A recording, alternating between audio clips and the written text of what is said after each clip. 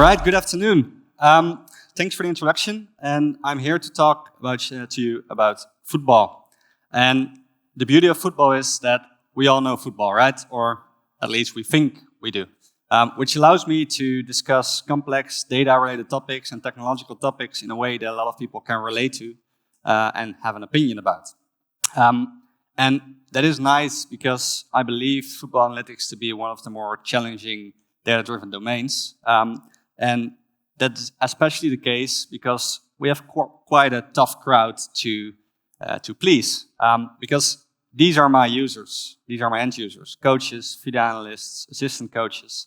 And it's safe to say that they are often fairly skeptical towards data, towards innovation. They're not always very convinced about its use. And why is that so challenging apart from these users? Well, they care mostly about next match, right?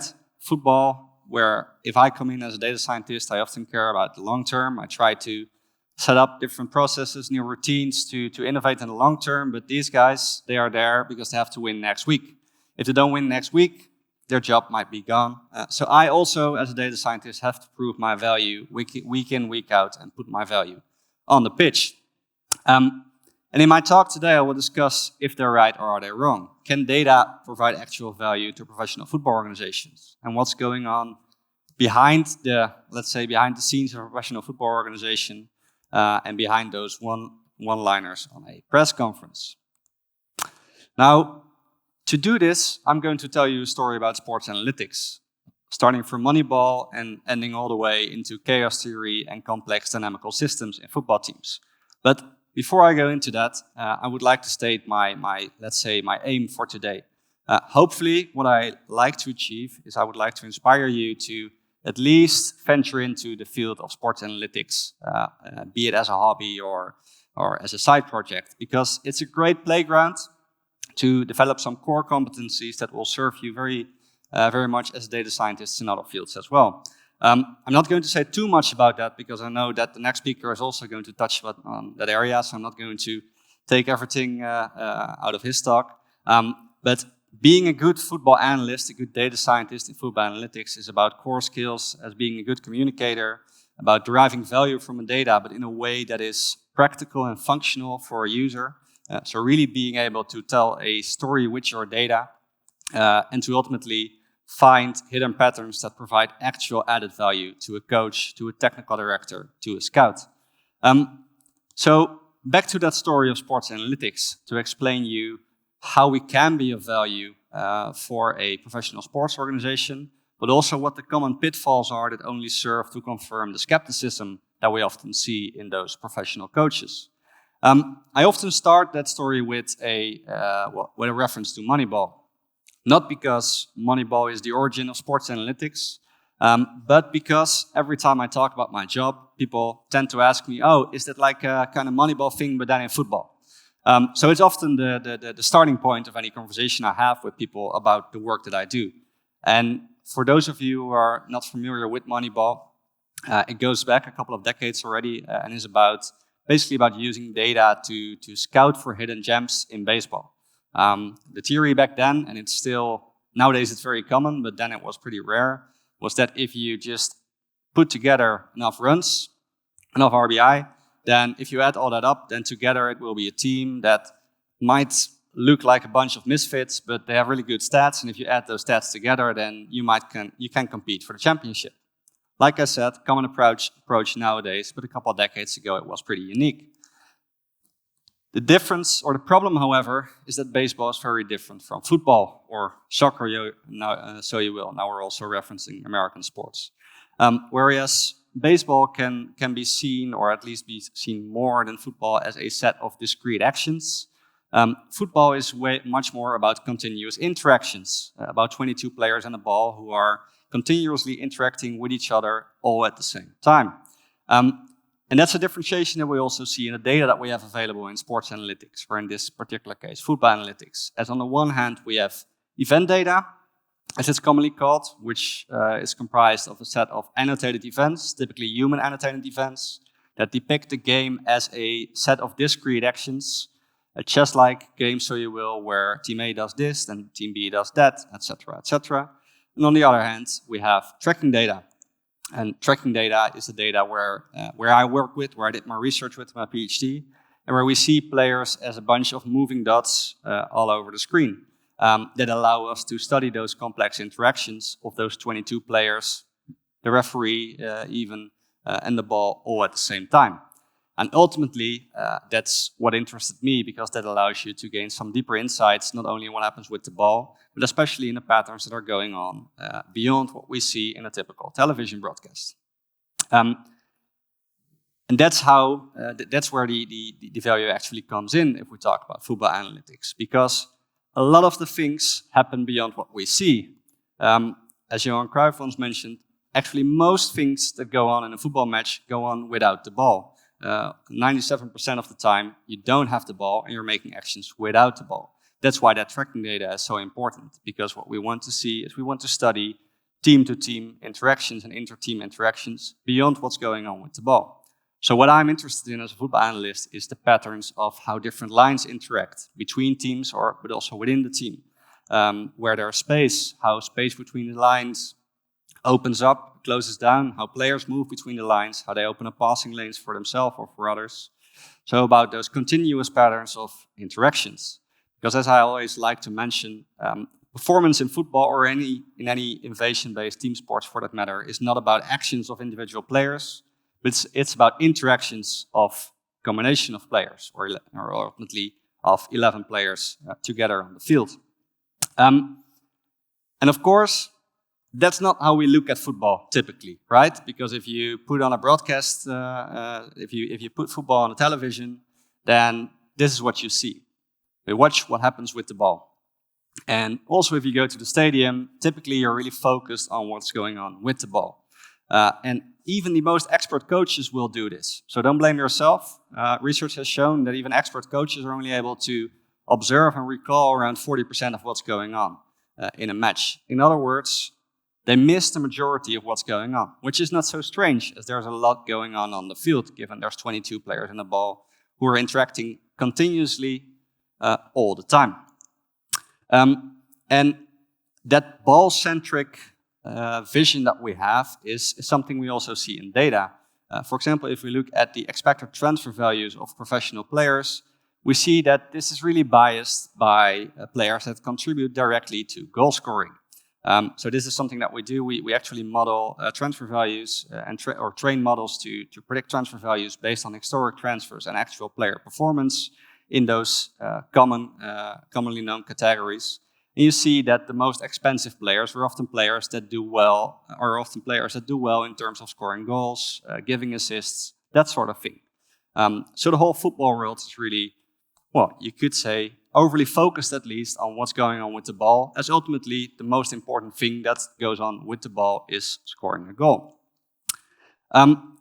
So I hope that sounds at least a little bit intuitive, and that you say, yeah, it makes sense, you should look beyond the ball and you should look at those continuous interactions. However, in the whole sports analytics world, that statistical approach of looking at aggregated match statistics, typically of what happens with the ball, possession, passes, pass accuracy, expected goals, number of penetrating dribbles in the box, is still the common approach that we see in the whole sports analytics world. As also in football analytics, people are predominantly focused on the ball. If you look at the data that is most commonly available, you see that the data typically puts a spotlight on the player that has the ball, maybe the player that is attacking him, but it basically puts anything else out of view. It represents the game as a set of discrete actions, a pass leading to a dribble, leading to another pass, leading to a cross that eventually results into a shot on goal, and values all those different actions. How much forward meters did you gain? What was the expected pass rate? How much opponents did you outplay? How much defenders did you outplay? What was the amount of expected goals? That sort of thing. The problem with that, though, is, as I've illustrated beforehand, that football is not a set of discrete actions. Because while on the one hand, these actions are going on, there's, well, at least 20 to 21 other players who are moving continuously that we don't see.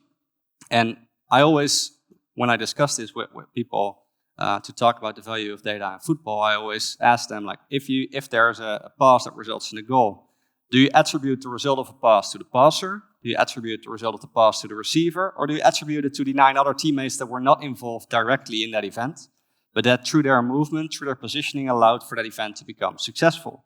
So it's not that black and white. We cannot that easily assign or attribute success to the player that actually performed the action. We should look beyond that. And why do I tell you this? Because I want to give you some perspective in why people like Mourinho and Van der Vaart are skeptical about data.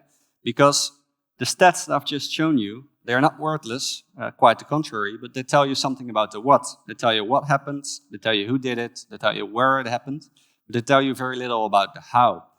So we should look into that, the how and why, and look beyond those aggregate statistics. And to do that, we come back to those moving dots, to the tracking data. And this is also when we move from relatively small amounts of data towards big data. As in event data, we talk about 2,000-3,000 data points a match. If we talk about tracking data, we talk about millions of data points a match. So all of a sudden, it becomes important to think about making that data simple, explainable, and interpretable. In other words, reducing the amount of data to interpretable variables without losing too much information and too much complexity. And one way of doing that is by constructing variables like the average position of a line or the amount of space between the lines. And we can do that because we know that football teams behave as complex dynamical systems in which the two teams are tightly coupled to each other, but also within the team itself. And mostly adhere to what we know as a self-similarity assumption, where behavior of the individual is more or less in sync with behavior of that of the total system. And eventually those variables allow us to not do that aggregate statistical approach that we know from those discrete data points, but to study time series of interactions. How do the attackers of the one team respond to the defenders of the other team over time? And this is also how we end up with that chaos theory analogy, as we know that if teams are really tightly coupled and behave as complex dynamical systems, ultimately small perturbations to that system are often of critical importance. So if we then look beyond what's going on with a goal, and then we start to see perturbations to that system 15 to 20 seconds before an actual goal is scored, which I'll illustrate in a minute. However, if I then go back to my introduction, then that's all great for an academic paper, for the introduction there, but it's not the things that I'd like to say to a coach, because typically I don't like to talk about machine learning, clustering, dynamical systems, and all that. It's not very relatable. So instead of talking about time series and average line positions, I always try to relate it back to the variables that he knows. So often my starting point with a coach is about asking him, how do you want to approach the different scenarios or different phases of a game? So we typically like to split up the game in different phases of play: attacking, defending, transitioning to attack, transitioning to defense, set pieces, and split those up in different sub-phases again. And my first question is always, right, what are the game principles that you want your team to adhere to? And probably that's the most challenging part of my work, as the typical football coach will give you a very abstract answer. I worked with one team and they had 10 game principles. And one of them, they played in white shorts, was making the pants dirty. So that's a tactical thing that they had. They wanted to see aggressiveness. They wanted to see hard defense, that sort of thing. So typically my first conversation is about how can we quantify things that you want to see your team do. What is high pressure? What is fast transitioning? What is it you actually want to see? Which is often the most difficult part of my work, because it means that you really have to have a clear answer as a coach or a clear idea about your vision and philosophy. But if we do so, then ultimately we end up with a set of variables that allow us to study interactions between teams and within the team in space and time. In other words, to do a spatial temporal analysis of how teams attack, defend, transition, etc. And to illustrate that for you, I want to give you an example of how soccer teams, football teams, so you will, attack. During my PhD, I did a study that we now also applied in practice and delivered to teams, where I've studied successful attacks. So I took attacking play from hundreds of professional matches, Dutch matches in this case, for which I have the tracking data. And I compared successful attacks, so those resulting in a potential scoring opportunity, to those who did not. Looking at the tracking data, so looking at the behavior of those different groups of players and how they interacted within a team, but also across teams. And what we found was that actually those teams, as mentioned before, behave much like dynamical systems. So they are tightly coupled. If the attacker goes left, the defender follows him. If the attacking line of the one team goes forward, the defending line of the other team goes backward. And that self-similarity assumption also holds. If the team is going forward, if the attackers and the midfielders are going forward, the defenders follow, the goalkeeper moves forward, etc. However, if we then look at the differences between successful attacks and non-successful attacks, what stood out was those small perturbations.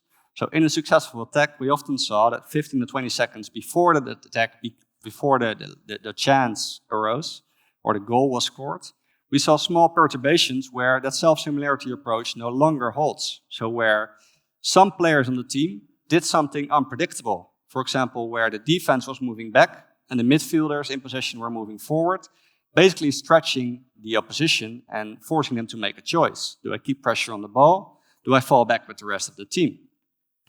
And if I have to explain that in a more practical sense, so if I have to explain the takeaways of that to a coach, I often talk about the timeline of success of an attack.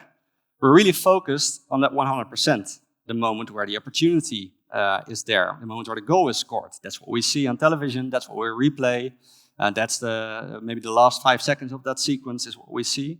But the interesting bit, often, as research has shown, happens way before that. Actually, already 15 to 20 seconds before that, we see that small perturbations happen, typically without the ball, typically not involving the players that we all know so well because they score so many goals.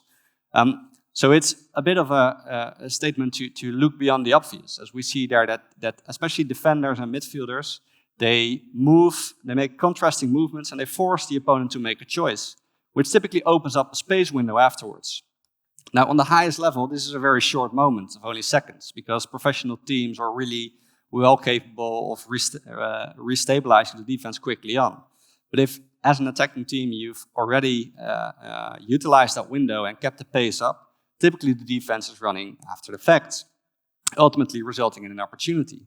And what it allowed us to do is to prove through the use of data that there's a lot of undervalued players that are contributing significantly to creating goal-scoring opportunities, but not in a way that is seen and known to the general public, including to scouts, technical directors, and coaches. Because what they do is they don't contribute through giving great passes, but they contribute to making movements that allow those other players to succeed.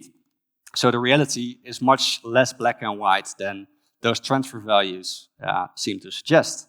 And what's important in this case is that this is actually a very scalable and robust approach, as this is not something that's depending on if they play 5-4-1 or 4-3-3 or like tactical styles and all that. It turned out to be robust across different playing styles.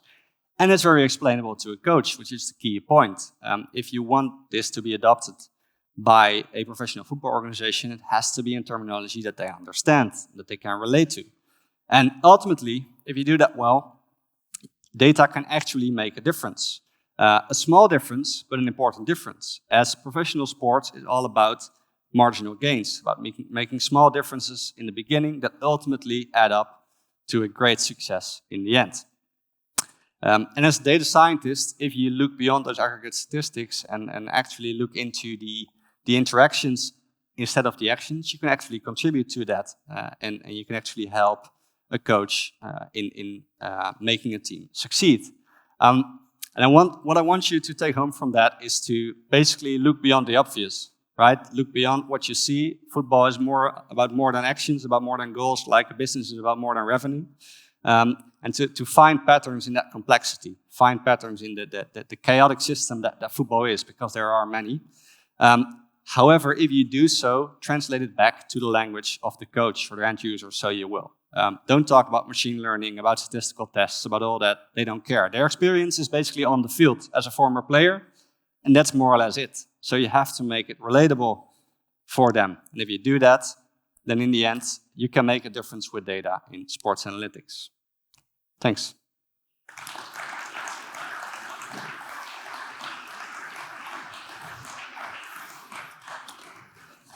Thanks, Floris, for this great talk. And as I expect, there are a lot of questions, and even before the talk starts, there are questions. So I think that this is an interesting topic. And the first question is about the possibility to use data to the player development, because this is about the tactical profiles and stuff like that. And I joined this with another question that is about the possibility for screening and selecting players with this kind of information. What is your thought about that? Yeah, a good question.